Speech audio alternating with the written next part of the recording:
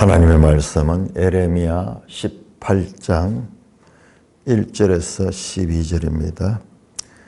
예레미야 18장 1절. 여호와께서로부터 예레미야에게 임한 말씀에 이르시되 너는 일어나 토기장의 집으로 내려가라. 내가 거기에서 내 말을 내게 들려주리라 하시기로. 내가 토기장의 집으로 내려가서 본즉 그가 농로로 일을 하는데 진흙으로 만든 그릇이 토기장의 손에서 터지면 그가 그것으로 자기 의견에 좋은 대로 다른 그릇을 만들더라. 그때 여호와의 말씀이 내게 임하니라. 이르시되 여호와의 말씀이니라. 이스라엘 족속아, 이 토기장이가 하는 것 같이 내가 능히 너희에게 행하지 못하겠느냐. 이스라엘 족속아, 진흙이 토기장의 손에 있음 같이 너희가 내 손에 있느니라. 내가 만일 내가 어느 민족이나 국가를 뽑거나 부수거나 멸하려 할 때에 만일 내가 말한 그 민족이 그의 악에서 돌이키면 내가 그에게 내리기로 생각하였던 재앙에 대하여 뜻을 돌이키겠고, 내가 어느 민족이나 국가를 건설하거나 심으려 할 때에 만일 그들이 나 보기에 악한 것을 행하여 내 목소리를 청종하지 아니하면 내가 그에게 유익하게 하리라고 한 복에 대하여 뜻을 돌이키리라.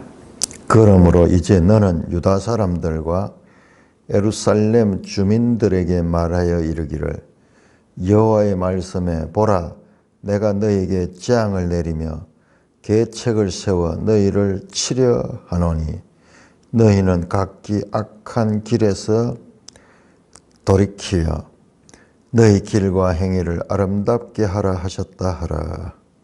그러나 그들이 말하기를 이는 헛됨이 우리는 우리의 계획대로 행하며 우리는 우리 각기 악한 마음이 완악한 대로 행하리라 하느니라. 오 하나님 아버지, 은혜를 감사합니다. 오늘 이 말씀 예레미야를 통하여 주시는 말씀을 잘 듣게 하여 주옵소서. 예수님 이름으로 감사하며 기도드리옵나이다. 아멘. 자, 18장부터 이제 새로운 단락이 시작이 됩니다. 거기 출발을 보여주죠. 1절에 보시면 여호와께로부터 예레미야에게 임한 말씀에, 항상 새로운 단락이 시작될 때 여호와께로부터 예레미야에게 임한 말씀, 이렇게 해서 단락이 시작이 됩니다. 예레미야서를 깊이 연구했는 분들, 이 연구를 보면은요, 그 예레미야는 뒤죽박죽인 것 같거든요. 막 심판 선언을 했다가 다시 회복에 대한 막 진노를 했다가 그 다음에 막 그들을 애처롭게 여기고 그들을 품는, 그들을 사랑하고 그들을 안타까워하면서 그들을 사랑으로 대하는 그 하나님 모습이 막 그냥 한 장에서도 그렇게 왔다 갔다 하거든요. 그래서 많은 사람들이 예레미야서를 연구를 하면서 예레미야서는 구조적으로 질서가 없다. 질서가 없다. 마치 기분 나는 대로 막 이렇게 화냈다가 또는 기뻐했다가 조울증 환자처럼 그런 식으로 기록이 됐다. 오랫동안 그렇게 생각을 했어요. 오랫동안 그렇게 생각을 했었는데, 그런데 이 예레미야서 우리 참 하나님의 사람들이 있거든요. 하나님 사람들은 누구냐 하면 하나님 말씀을 끝까지 믿는 사람들이에요. 그 사람들은 이 말씀, 하나님의 지혜로 선지자를 통해서 주신 말씀이기 때문에 언뜻 보면 그게 맞아. 나도 처음 읽을 적에 예레미야서 뿐만 아니라 소선지서 읽어보면은 막 하나님이 진노했다가 다시 막 사랑한다 하고 막 뭐 하나님이 왔다 갔다 하는 것 같아요. 그런데 그것이 선지서의 공통적인 특징일 뿐만 아니라 에레미야서에 있어가지고도 놀랍거든요.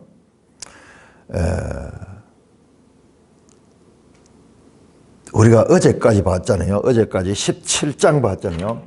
17장이 마음을 다루고 있잖아요. 마음을 다루고 있잖아요. 그래서 이 부분이 17장과 그 다음에 앞에서도 마음을 다루고 있는 부분들이 있었어요. 그러니까 이게 보니까는 구조를 가지고 있는 거예요. 내가 지금 그 부분은 나중에 한번 다시 정리하겠습니다만은, 자, 오늘 우리가 보는 부분 2장에서 6장 부분은 2장에서 6장 부분과 18장에서 24장이 여기에 서로 대응하고 있다 하는 거예요. 대응하고 있다는 거예요. 그러면은 이것도 아마 7장에서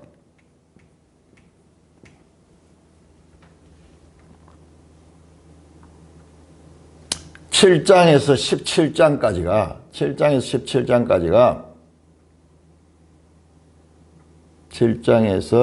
17장까지가 여기에 마음을 다루고 있어요. 마음, 물론 다른 내용도 많지만은 핵심으로 보면은 나중에 한번 찾아보겠습니다. 여기에 두 개가 똑같이 상응을 하는데 제가 그걸 보고 깜짝 놀랐어요. 자, 이 첫째로 여러분 보시면은 그런 요소들이 여러 개가 나옵니다. 자세히 그렇게 연구를 해보면서 이게 이런 구조를 가지고 있구나. 그러니까 우리가 봤을 때는 했던 말 또 하고 반복인 거야. 그게 히브리 문학에서 반복은 강조예요. 그만큼 하나님은 심판하는 것이 하나님의 뜻이 아니야. 그들을 돌이키는 것이 하나님의 뜻이야. 그래서 계속 반복해서 했던 말씀 또 하고 하는 그런 구조를 가졌는데, 예를 들어서 봅시다. 우리가 오늘 읽지는 않지만 18장 13절에 한번 볼까요? 13절 한번 보세요. 그러므로 여호와께서 이같이 말씀하신 너희가 누가 이러한 일들 여러 나라 가운데 물어봐라. 세상에 어떤 나라가 자기를 인도하는 하나님을 버리고 다른 신을 찾아가는가? 그런 나라가 세상에 어디 있는가? 자, 한번 볼까요? 2장 11절 한번 볼까요? 2장 11절. 제가 읽겠죠. 2장에서 6장까지와 18장에서 24장이 서로 상응하고 있다. 그랬죠. 2장 11절 한번 보세요. 2장 11절. 어느 나라가 그들의 신들을 신 아닌 것과 바꿀 일이 있느냐. 그러나 나의 백성은 그의 영광을 무익한 것보다 세상에 어느 나라가 이스라엘처럼 하나님을 우상으로 바꾼 일이 있느냐. 지금 보세요. 18장 13절에 보면은 너희는 누가 이러한 일을 들었는지 여러 나라 가운데 보라. 세상에 어느 나라가 이런 일을 행한지 너가 한번 확인해 봐라. 그러면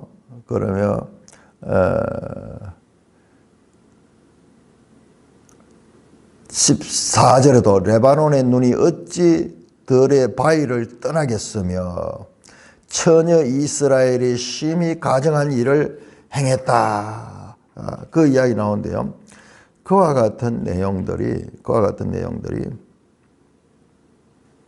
자 보세요. 2장 2절에 보시면은 우리가 이 앞부분을 지금 시간이 없어가지고 그냥 넘어가 버렸는데요. 이 아주 앞부분 중요한데 2장 2절에 보면 가서 예루살렘 귀에 외치 여호와께서 이같이 말씀하시기를 내가 너를 위하여 네 청년 때의 인애와 네 신혼 때의 사랑을 기억하노라. 젊은 시절에 서로 결혼해가지고 신혼 때 젊은 남녀가 신혼 때에 서로 사랑했던 그것을 지금 하나님은 기억하고 있는 거예요. 그거 기억하고 있는 거예요.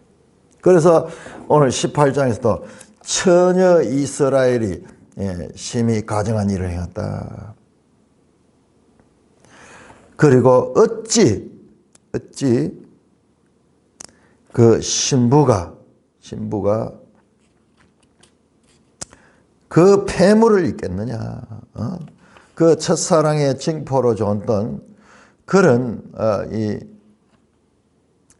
목걸이, 반지 이런 것을 줬는데 그것을 다 잊어버리듯이 그렇게 했느냐. 사랑하는 남녀가 서로 이 사랑의 약속을 하고 서로 이 부부로 결혼을 했는데 이게 이 여자가 남자를 버리고 나가는 거예요. 계속 그런 식으로 사랑의 언어, 남녀 간의 사랑의 언어를 통해서 하나님과 이스라엘 관계를 설명하시는데 이 구조를 아는 것이 제일 어렵다고 그랬죠. 이걸 발견하는 것이 참 놀라운 건데 그래서 제가 방금 다시 읽다 보니까 이 말이 그 말이구나. 2장에서 6장하고 18장과 24장이 서로 지금 상관관계를 가지고 있어. 그러니까 우리는 이게 순서대로 쭉 되면 이해한대. 이게 뚝뚝 떨어져 있으니까. 그러나 크게 보면은 큰 구조가 있어요. 큰 구조가 있어요. 그렇게 보면은 나름대로 질서를 가지고 있는 거예요. 질서가 있는데. 자, 2장과 6장, 18장과 24장에 나올 때마다 한번 더 이 부분을 한번 보는 거. 그러니까 이 구조를 안다는 것이 이 성경을 바르게 아는데 너무 중요한 거예요. 그냥 쭉 읽으면은 했던 말 또 하고 했던 말 또 하고 했던 말 또 하고 같은데 이것이 나름대로 질서를 가지고 있다. 자, 오늘 이 말씀이 아주 유명한 토기장이 비유죠. 토기장이 비유죠. 여호와께로부터 에레미야에게 임한 말씀에 이르시되 새로운 단락이 시작하는 형식구입니다. 여호와께로부터 에레미야에게 말씀이 임했다. 그래서 너는 일어나 토기장의 집으로 내려가라. 내가 거기에서 내 말을 너게 들려주라. 일단 행동을 하라고 합니다. 토기장이의 그 소위 공방이죠. 공방. 오늘날 공예가들 흙으로 이 그릇을 만들고 하는 그 토기장이 집으로 내려 포트라고 하는 포트. 내가 거기서 네 말을 너게 들려주라. 일단 행동으로 비유를 합니다. 토기장에게로 가라. 그러면 네가 내려갔을 때 내가 내 말을 네게 들려주겠다. 그래서 3절에 내가 토기장의 집으로 내려가서 본즉 그래서 에레미야가 그 말씀대로 그 토기장의 집에 가서 보니까는 그가 농노로 일을 하는데 이 농록하는 게 우리말로 물렉하는 건데 이렇게 돌아가면서 진흙을 가지고 이렇게 만들 때 둥글게 만들고 이럴 때 할 때 손을 쭉 대면 이 농로가 돌아가면서 휠로 되어 있으니 돌아가면서 그릇 형상을 만들죠. 그래서 계속 물레를 돌리면서 이 진흙을 가지고 그릇을 만들고 있습니다. 그런데 진흙으로 만들어요. 진흙. 사람은 흙으로 만들었다 그랬죠. 그런데 여기에 진흙으로 만든 것은 뭐냐면 아직까지 거기에 물기가 있어가지고 마음대로 성형이 되는 거죠. 성형할 수 있는. 이걸 갖다 가소성이라고 하는데 가소성. 영어로 플라스틱이라고 플라스틱 플라스틱 마음대로 이렇게 형상 막 만들어가 찍어내잖아요. 그러듯이 가소성, 아직까지 흙이 굳지 않고 말랑말랑할 때 그렇게 마음대로 형상을 원하는 대로 만들죠. 그런데 진흙으로 만든 그릇이 토기장의 손에서 터짐에 만들다가 뭔가 잘못돼 버렸어. 그래서 그게 형상이 잘못돼 버렸어. 그러니까 그걸 어떻게 하느냐 그러면 그 진흙을 다시 뭉쳐가지고 그것으로 자기 의견에 좋은 대로 다른 그릇을 만들다가 잘못되니까는 그것을 다시 원상태로 흙을 뭉쳐가지고 다시 이 물레에 돌려가지고 원하는 대로 자기 마음에 드는 그릇이 나오면은 그냥 그것으로 대체를 하는 거죠. 그러니까 토기장이가 자기 마음대로 하시는 거예요. 자기 마음대로 하는 거예요. 자, 토기장이와 진흙 비유는 우리 성경에 여러 군데 나옵니다. 이사야서 30장, 이사야 64장에도 나오고 우리가 지난번 공부했던 로마서 9장에도 나오는 거죠. 자, 우리 다시 한번 볼까요? 로마서 9장 21절.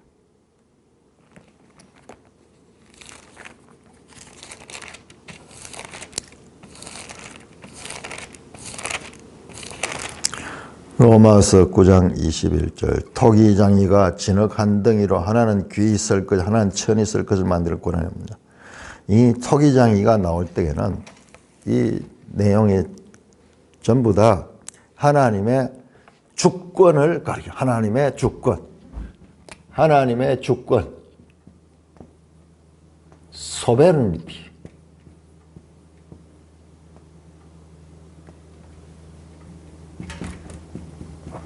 하나님의 주권을 나타냅니다.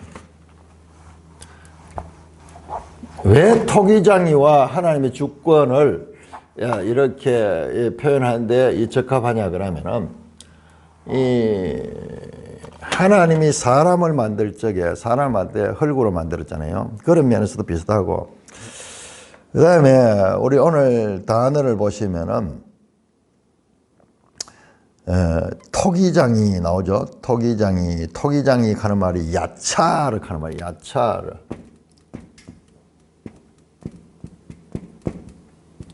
야차르 하는 게 만드는 일을 가리킵니다. 이 단어가 어디서 나오느냐 그러면요. 이게 바로 창세기 2장 8절이에요. 창세기 2장 8절에 하나님께서 그 지으신 사람을 갈 적에 그 지으신이라는 단어가 이 야차르예요.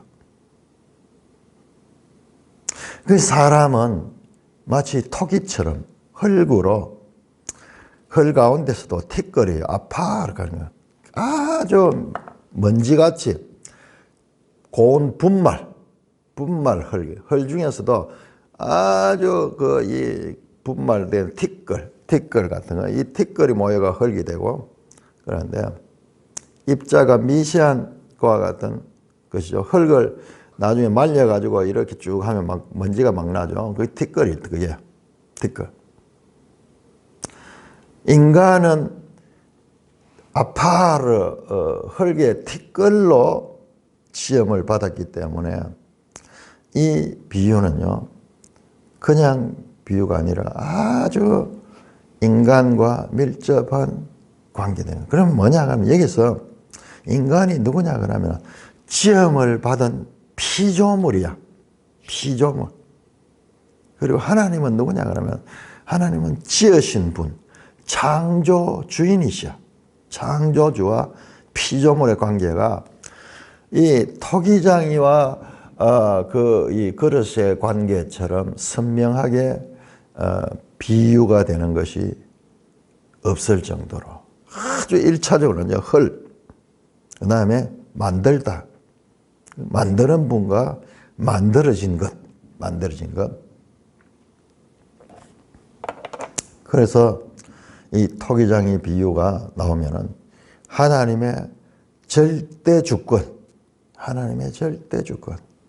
그리고 인간은 그 하나님의 피조물이 됐다. 피조로 만들어진 그와 같은 물건이다. 그런데 보니까는 진흙으로 만든 것을 지금 여기서 터지면은 그것을 다시 마음대로 바꿔. 토기장이가 원하는 대로, 그 공예가가 원하는 대로 만드는 거예요. 그릇의 입장에서 나를 왜 이렇게 만들었어? 나를 왜 이렇게 그렇게 말할 수 있는 그런 관계가 아니다 이 말이야. 그런데 인간은 그렇게 이야기하냐. 그 로마서 배경이 그거잖아요. 왜 나를 이런 식으로 만들었습니까? 나는 왜 이렇게 만들었냐. 그게 말이 안 되는 이야기다. 말이 안 되는 이야기다. 이 비유를 보면은 정말 선명하게 드러나죠. 마치 그와 같은 격이다 말이야. 그릇이, 만들어진 그릇이, 왜 나는 금그릇을 안 만들고, 나는 저 귀하게 쓰이는 저런 도자기나 아주 귀한 그릇을 안 만들고, 나는 왜 이렇게 천한 뚝배기를 만들고, 나는 이렇게 조그마한 그릇을 만들고, 이렇게 했느냐.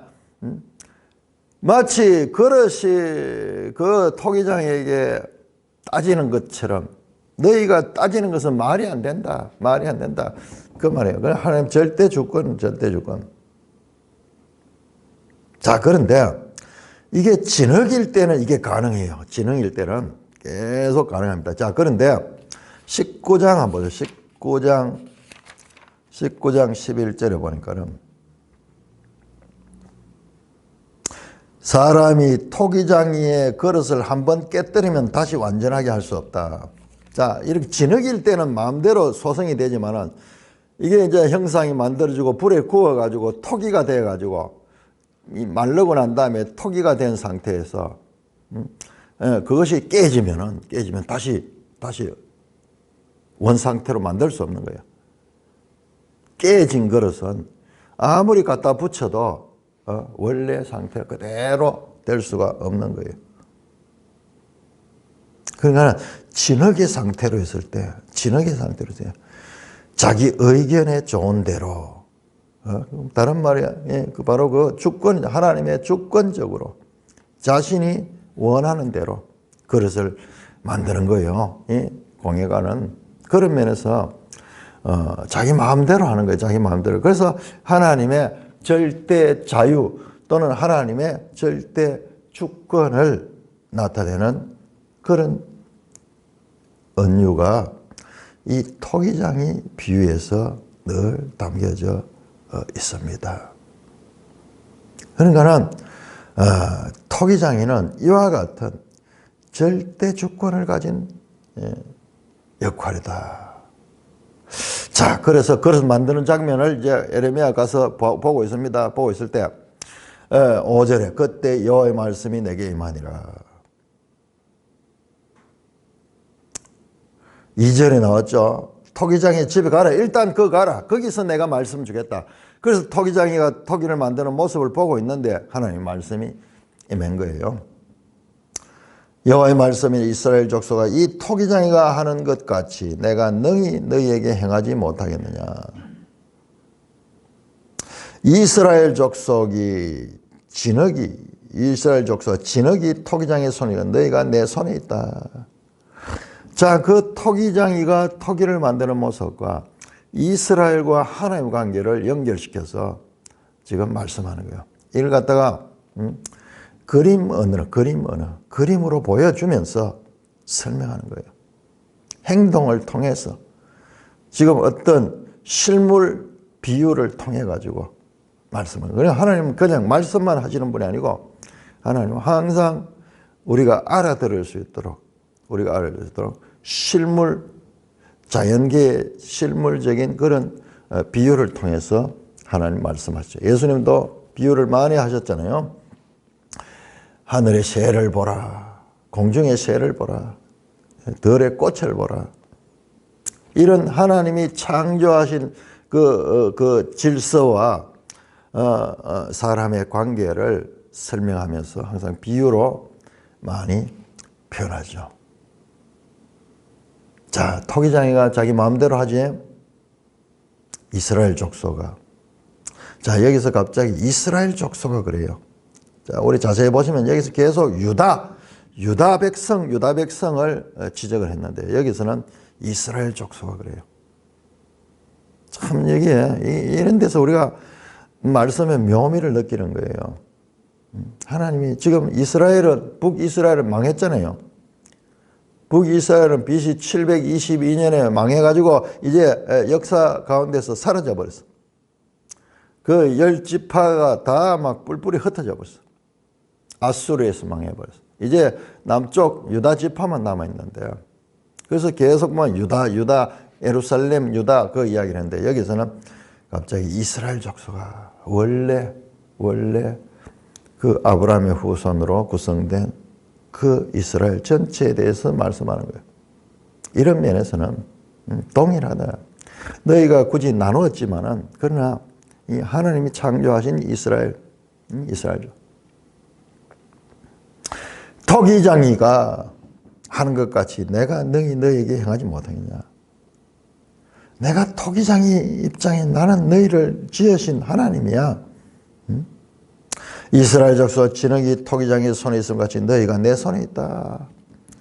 눈으로 보여주고 두 번 내가 그렇게 하지 못하겠느냐. 그렇다. 너희는 진흙이고 나는 이 토기장이다. 너희는 내 손에 있는 거야. 그러면서 하나님의 절대 주권을 말씀합니다. 세상 사람들은 우리 기독교 신앙에 이런 것들을 용납할 수 없죠. 왜냐 그러면은 자기들이 봤을 때는 모든 게 사람이 중심이 되잖아요. 사람이 다 계획하고 사람이 국가를 세우고 사람이 발명을 하고 사람이 모여가지고 회사를 만들고 전부 사람이 하는 것 같지만은 그러나 그 사람은 마치 진흙 같은 피조물이다. 이런 것을 드러내거죠. 그래서 눈에 보이는 건 사람이다 하는 것 같지만 그러나 하나님이 절대 주권 아래서 모든 것들이 행해진다.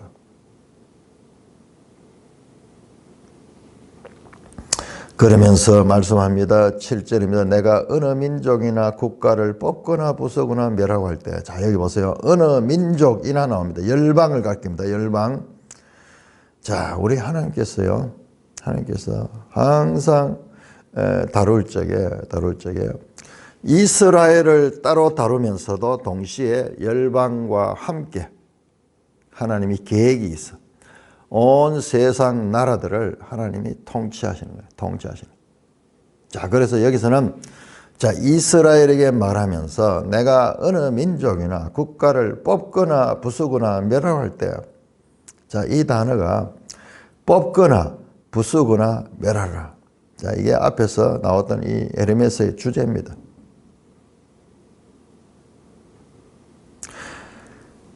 그때 내가 어느 민족을 지금 없애버리겠다.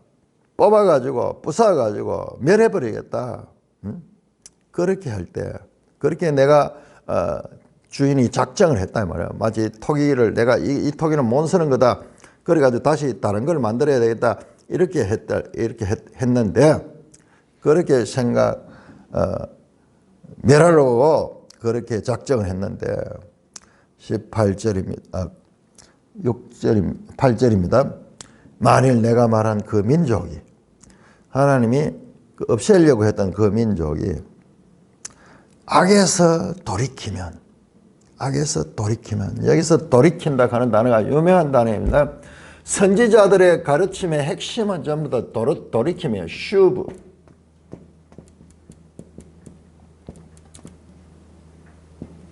돌아오라. 돌이키라. 지금 악한 길에서 회개하라. 돌아오라. 그 말이에요. 돌아오면은 하나님이 자 보세요. 돌이키면 내가 그에게 내리고 생각하였던 재앙에 대하여 뜻을 돌이키겠고, 자 슈브하면은 돌이키면은 하나님도 돌이키신다. 요거는 나함 하는 거예요. 나함 다는데 요거는 후회하다 하는 그런 뜻이에요. 후회하다. 우리말로는 지금 돌이키면은 돌이킨다 이래가 거의 같은 단어인데 다릅니다. 하나님이 여기서 뭐 뜻을 돌이키신다. 뜻을 돌이킨다. 우리말로 후회라고 번역하니까 하나님이 잘못돼 가지고 그러는 것 같지만은 그런 뜻이 아니고, 하나님의 절대 주권 속에 사람의 책임이, 주권 속에 사람의 책임이 내재되어 있다는 거예요. 이거는 뭐 우리 머리로서 아무리 이해하려고 해도 이해할 수 없는 사람의 반응이라고 볼 수 있겠죠. 반응. 자, 그게 지금 나타난 거예요. 자, 하나님 모든 것은 자기 뜻대로 다 이루어 가시는 분인데, 하나님 절대 주권 분명히 선포했습니다. 그런데 만약 그 나라가 그 악에서 나함, 악에서 슈브, 악의 길에서 그 길로 가지 않고 다시 하나님께로 돌아오면은 하나님이 계획했던 그 계획을 하나님께서 돌이키시겠다는 말씀이에요. 그럼 뭐예요? 하나님 절대 주권인데 사람이 그 하나님 주권에 영향을 끼치잖아요. 그래서 우리가 하나님의 주권과 사람의 책임, 이것은 성경 전체에 일관되는 아주 중요한 사상이에요. 그런데 사람의 책임이, 그러니까 이게 사람의 행위잖아요. 결국 행위잖아요. 이게 어떻게 양립할 수 있느냐? 이거는 우리 머리로서 이해 안 돼요. 하나님 절대 주권 안 돼. 그래서 모든 것은 하나님이 창조하시고 하나님이 만물이 주로 말미암고 주로 인하고 주께로 돌아가는 거예요. 그런데 놀라웠기는 이 하나님의 주권이라는 하나님의 주권 이 영역 속에 사람의 책임이 들어있어.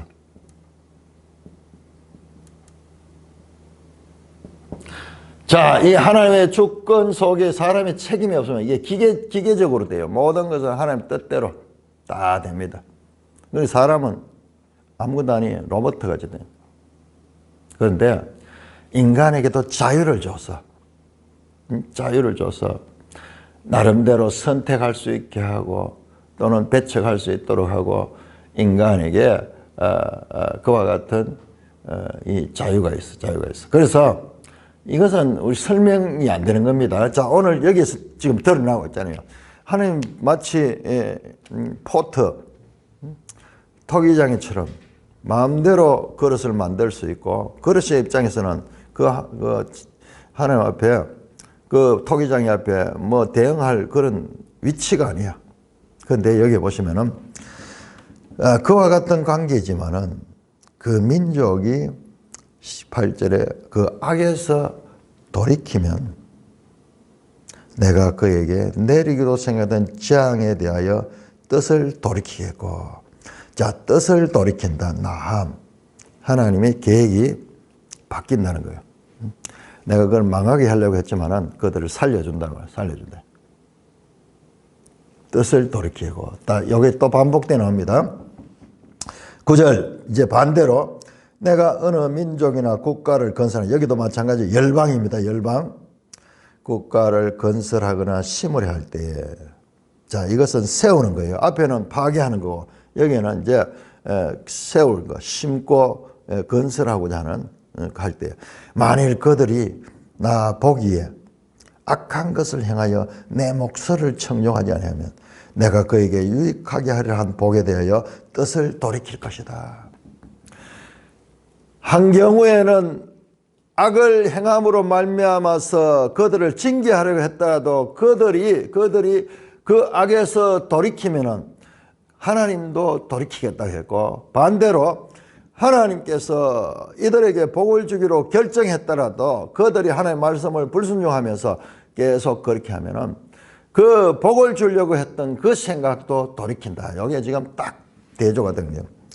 그 뜻을 돌이키리라. 뜻을 돌이킨다 되어 있죠. 나함.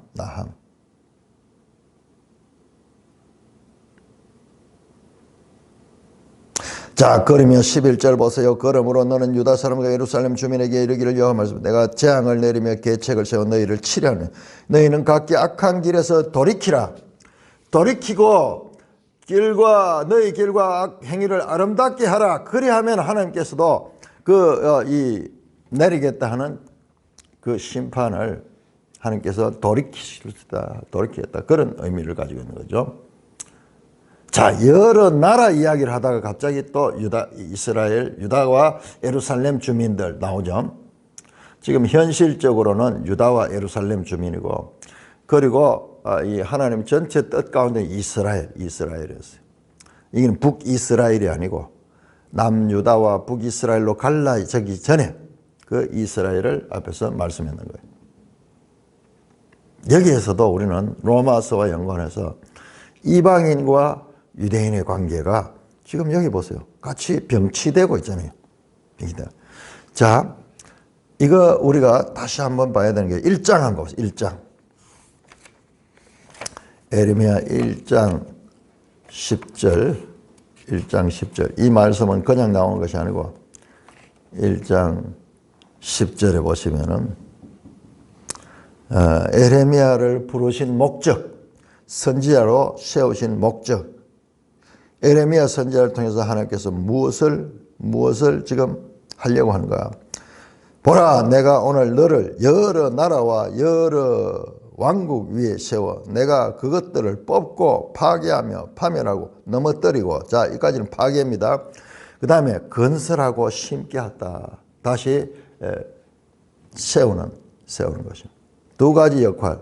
하나는 망하게 하는 역할, 하나는 다시 세우는 역할. 누구를?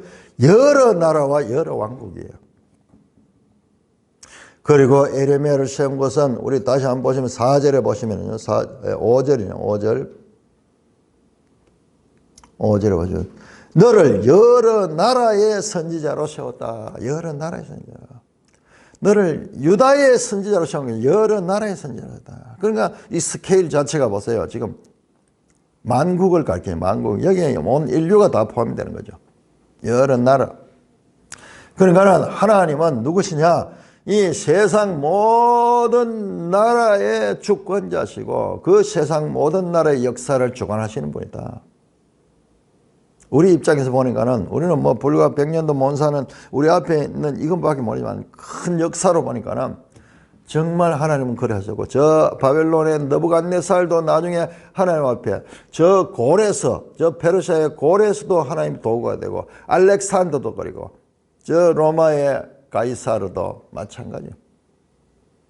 그래서 로마서에 나오는 유대인이나 이방이나 모든 인류의 주인이 되시며, 또한 모든 인류의 회복이 만물의 회복과 연관이 되므로 깊도다 하나님의 지혜와 지식의 풍요함이요 만물이 주로 말미암고, 하나님의 구원은요 궁극적으로 모든 인류의 구원일 뿐만 아니라 그로 인하여서 하나님의 아들들, 하나님의 아들들, 죄에서 구원함을 받아 하나님의 자녀된 그 아들들이 등장할 적에 온 세상의 피조물들도 그와 같은 죄와 사망에 종되어서 그 신음하는 그 신음에서부터 해방되는 거예요. 해방.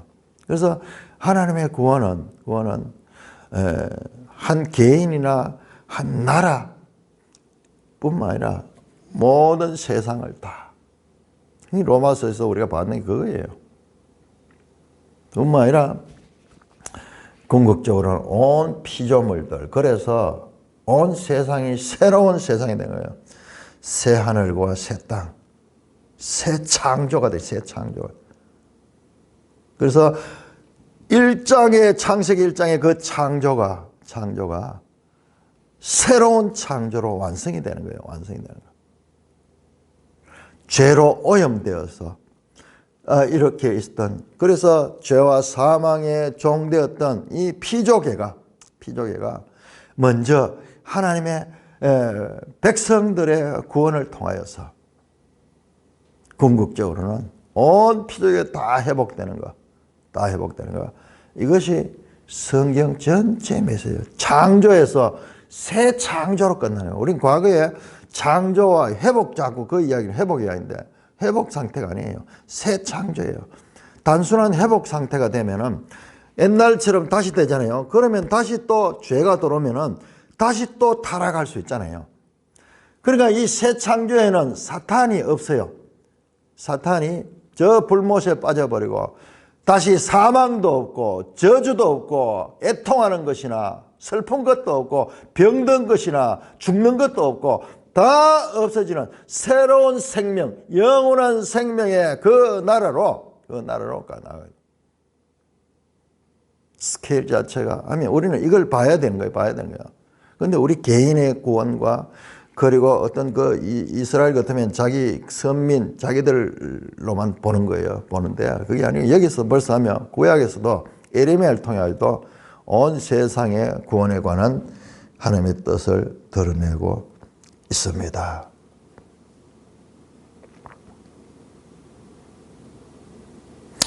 재앙을 내리기로 했던 자도 악에서 돌이키면은 하나님도 그 뜻을 돌이키고 재앙을 내리지 아니하고, 복을 주겠다고 했던 자들도 그들이 불순종하고 하나님 뜻에서 벗어나게 되면은 그 뜻을 하나님이 돌이켜서 오히려 재앙을 주시겠다. 하나님의 주권 가운데 그 대상의 책임, 설명 불가능합니다. 하나님의 절대 주권 앞에서 사람의 책임을 말씀하고 있는 것입니다. 여기서 우리 알 수 있는 건 하나님의 심판, 재앙을 내리고 징계하고자 하는 이 목적이 그들을 멸하고자 하는 것이 아니라 그 백성이 돌이켜서 그들이 복된 삶을 누리게 하고자 하는 것이 하나님의 뜻입니다. 하나님의 뜻입니다. 그걸 알 수가 있어요. 우리 엿볼 수 있는 거예요. 지금.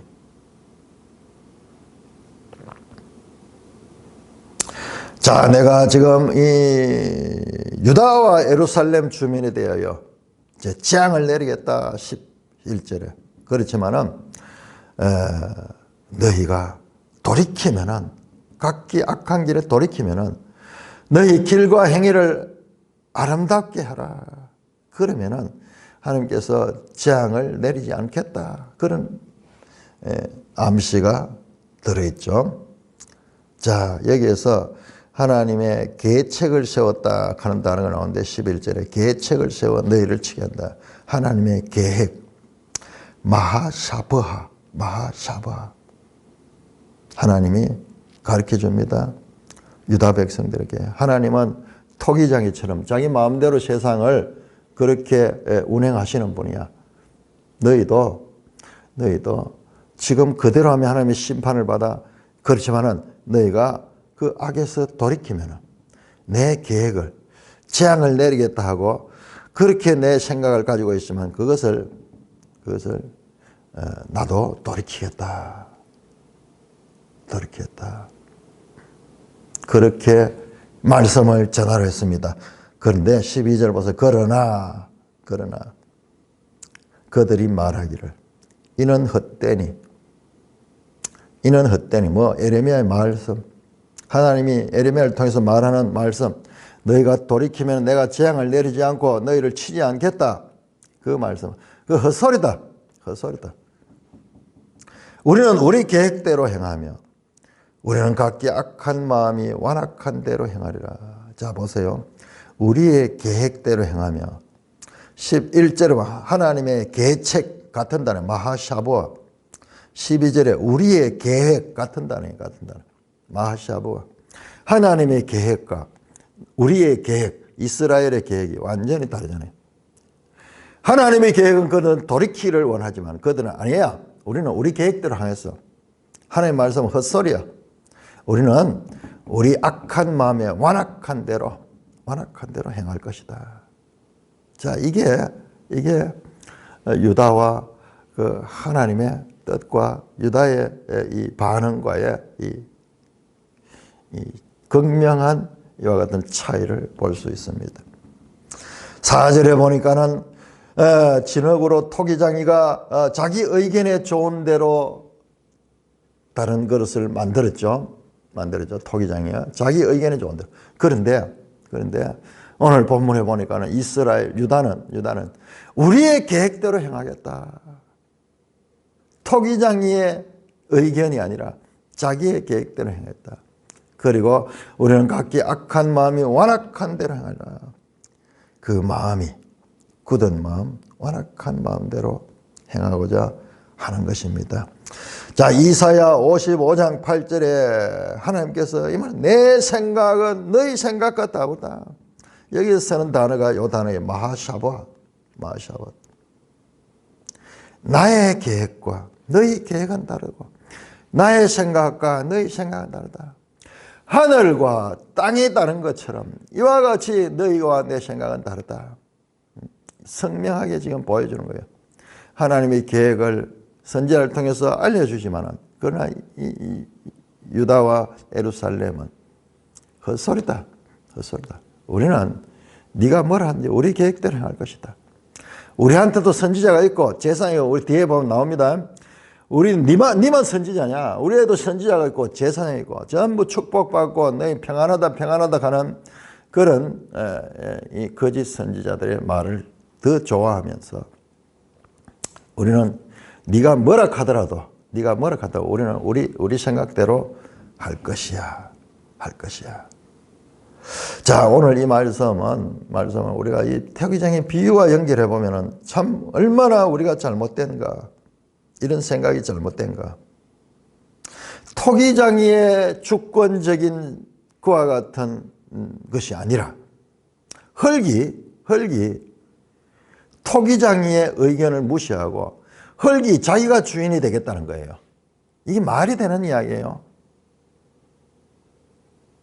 이 비유를 통해서 그리고 실제로 우리 이 땅에서 일어나는 인간들과의 하나님과의 관계를 보면은 선명하잖아요. 우리는 피조물이야. 그러니까 이 피조물됨에 대한 분명한 인식, 내가 진흙에 불과한 존재임을 인정하고 창조의 손길에 나를 맡기는 것이 생명을 얻는 믿음이에요. 우리는 이걸 쫙 떠나버려. 그러니 인간의 이 죄성, 이 사탄이 우리 가운데 교만한 마음을 주어가지고 항상 우리도 하나님처럼 되고자 하는 그와 같은 교만함이 있기 때문에 온 세상에 보면 전부 인본주의.